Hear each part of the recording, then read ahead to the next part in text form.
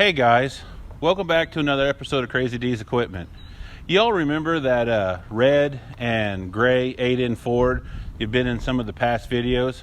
Well, the other day we loaned it out and it came back with a knock in the rear end. And I'd like to take you guys into the shop here, introduce you to my tractor doctor, and show you what happened with that tractor and give you an idea of some of the things you need to take care of or be careful that you don't do to your 8-in. So let's head into the shop and meet my tractor doctor, and we'll go over what happened to that tractor. Come on, guys.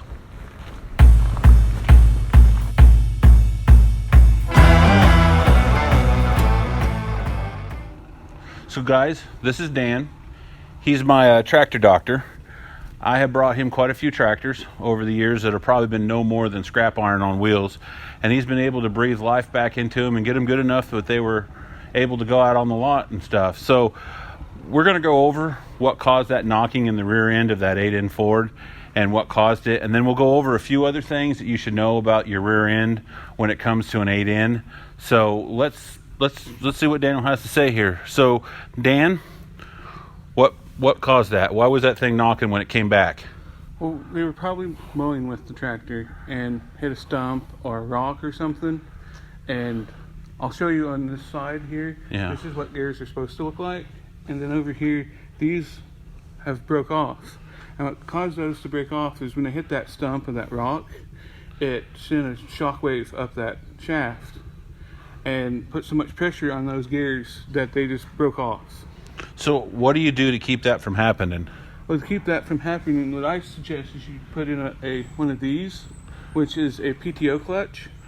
And how it works is you have your drive side on this side, and it spins everything, and it'll spin your bush hog or whatever. But when you push in your clutch, it shuts that down and it just ratchets. And this end it'll spin, but it won't spin the PTO shaft. So that's what you need to do to keep that from happening. So let's move over here to the tractor. So what are some of the other things that you should know about rear end on the tractor? Come on. So you guys have really went to town on this thing and tore it down quite a bit. When you guys were doing that, you were telling me that you were finding a lot of unnecessary bearing wear in this rear end. What was causing that? What was causing that is they had put 90 weight oil in it, which is way too heavy for an older tractor like this. I have a book that I use. Everybody should have one of these for these tractors. And in here it talks about the weight of oil you need for your transmission, and it recommends heavy duty 50 weight engine oil. I like to use 303. 303. It is a hydraulic oil as well, and well, that's a good thing, isn't it? Because isn't the hydraulic pump on these run off the oil that's in the rear end, right? yes, the transmission and rear end is your reservoir for these tractors. Okay, so run the right oil and you won't have the bearing wear. And if you need one of these for your 8-in, you can find one of these at Steiner Tractor or eBay. You just look up an owner's manual or operator's manual for 8-in Ford. This one says 1948, but they were built to 52. It doesn't really matter. They were all pretty much the same throughout. So that's definitely something, guys. Like, that is a top Crazy D tip there. Get yourself one of these. And you know what I'd also say? Have one of these for any tractor you own. If it's an 8-in Ford or if it's an 930 case, get yourself an owner's manual and listen to your mechanic like that. Don't run the 90 weight. And I've seen videos on YouTube where they're saying, just put 90 weight oil in the rear end, that's the best. No. Do what the book says. The book says 50 weight. So find the closest today that you can find a 50 weight, which happens to be what?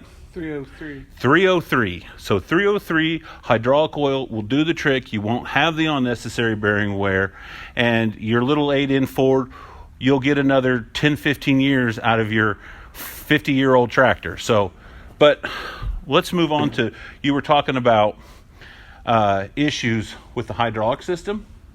So, and I know we've had a lot that have come into the lot that have had, the 3-point won't raise, or it raises really slow, or other issues like that.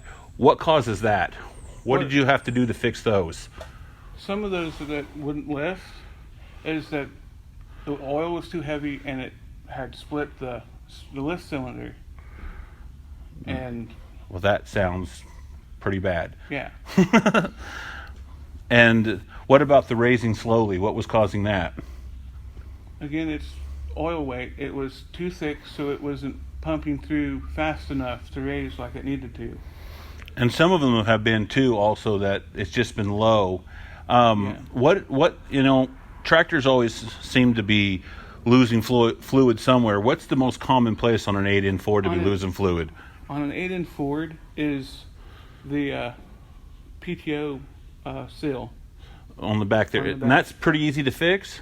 Yes, it's just you take the 4 bolts out of it and that pop it out. Make sure you don't damage your shims, and then just take the seal out, put a new one in, and put it back in. And that'll stop that. So, and then I guess the other thing I have had a lot of people complain about or say something they've had trouble with is the brakes on the back of an 8N. Now, aren't they the same brakes as an old Ford truck? Basically, yes, they're similar. And it's just the same thing as it would be if you were fixing drum brakes on your old truck, right? Yeah, And that would usually solve most of those brake problems. yeah. So that kind of goes over some of the things we wanted to talk about on things you should know about the rear end on your 8N Ford. This little girl has got some major surgery yet to go through before she makes it back out on the lot. And I don't think there'll be any more loaning her out. I think the next time this thing leaves the lot, it'll leave the lot to its new owner. So again, guys, this is Dan, Tractor Doctor, and you guys will probably see a little bit more of him in the future. I got a lot of other tractors that need some serious TLC, and we'll be having Dan do them. And I just want to say, guys, thank you for coming in. Thank you for watching the videos. Please subscribe. Tell your friends. Tell your family. Get the word out there about us. And thank you guys so much for coming in. So, anyways, all right, Dan. Do I have to help you put this back together, or? That's what teenagers are for. Ah, teenagers. Good.